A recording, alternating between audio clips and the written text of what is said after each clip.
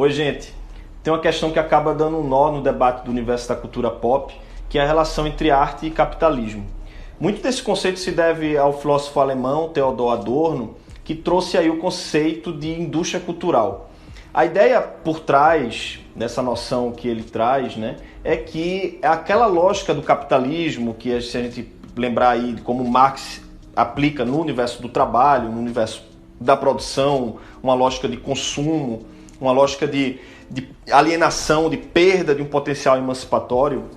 O que intriga Adorno é que a arte e a cultura, que deveria ser justamente aquele lugar de resistência, em que essa lógica capitalista de produção não encontraria lugar, ela acaba se apropriando de maneira muito astuta, estratégica, também desse âmbito da arte. Então a arte perderia aí esse espaço de resistência e acabaria se sujeitando e sendo mais um espaço, assim como outros, em que impera, em que vence a lógica capitalista.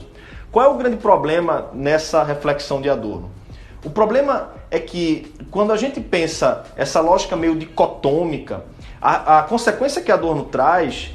no universo da música é de uma música que ele vai chamar de música séria e algo que seria meramente uma música de entretenimento, ou seja, ele faz uma espécie de separação entre aquilo, qual o espaço da música, qual o espaço da arte,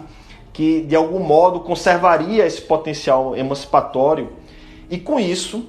ele acaba perdendo de vista um espaço também emancipatório que a gente pode encontrar em outros fenômenos artísticos, como por exemplo no caso da contracultura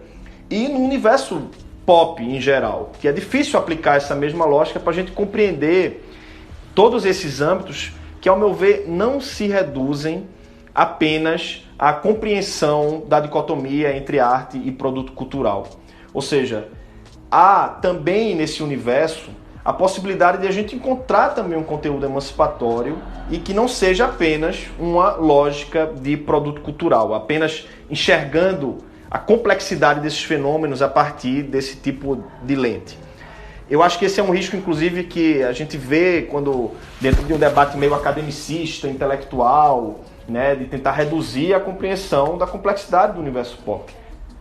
Um filme que eu vi recentemente, que eu fiquei maravilhado, um filme belíssimo, é o Já Não Estou Aqui, que é um filme mexicano que retrata essa experiência de potencial emancipatório que a gente se encontra também na contracultura. Ele já traz um sentido até de uma triangulação entre países, né, que mostra a complexidade dessa experiência de pertencimento,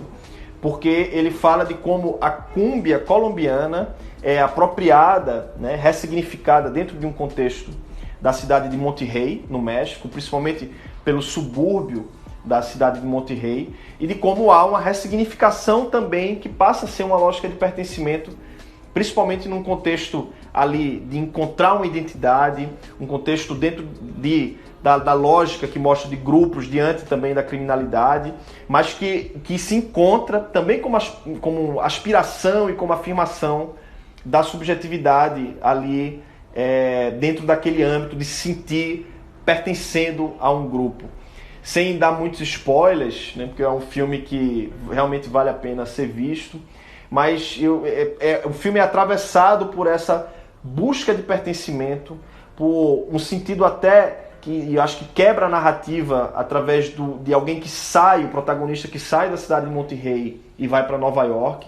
e que está sempre buscando relembrar afetivamente daquela experiência de pertencimento através da Colômbia, né, que é a cúmbia como apropriada naquele contexto, Colômbia com K, e que traz uma experiência importante também de liberdade. Então, se a gente pensar essa experiência do filme como um lost in translation, né, como diz em inglês, essa busca por uma tradução e a dificuldade que o protagonista tem de se manifestar e encontrar um eco,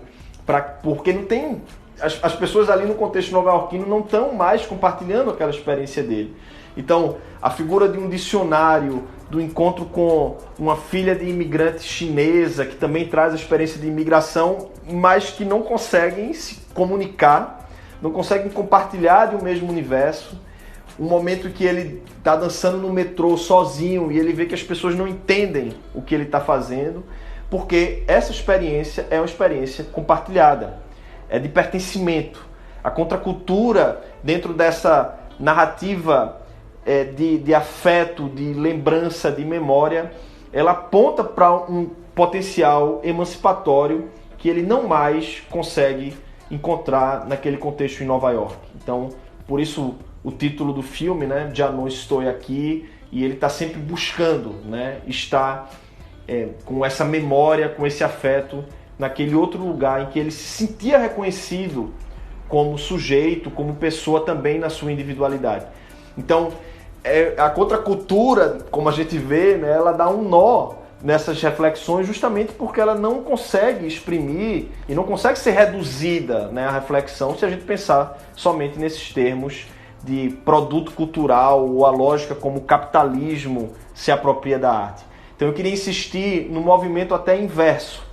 não mais do capitalismo que se apropria da arte como produto cultural, mas da arte, ou seja, da contracultura, que consegue, ainda que dentro da lógica capitalista, manter um potencial emancipatório. Por isso que quando a gente faz essas análises dentro da complexidade, é muito importante ouvir, sentir as experiências dos sujeitos que de fato sentem esse potencial emancipatório, sentem uma relação de pertencimento àquele lugar compartilhado através de uma experiência estética. Era isso que eu queria trazer hoje no Nós Cultura, para a gente embaralhar e pensar mais sobre essas questões tão interessantes e tão complexas. E uma última dica de filme para pensar essas lógicas de emancipação ligadas à arte, também aqui no contexto de Pernambuco, contexto da Zona da Mata, é o filme Azougue Nazaré, que mostra como há também esse sentimento de pertencimento emancipatório ligado à experiência do maracatu rural. Então fica aí a dica e até o próximo Nós Cultura.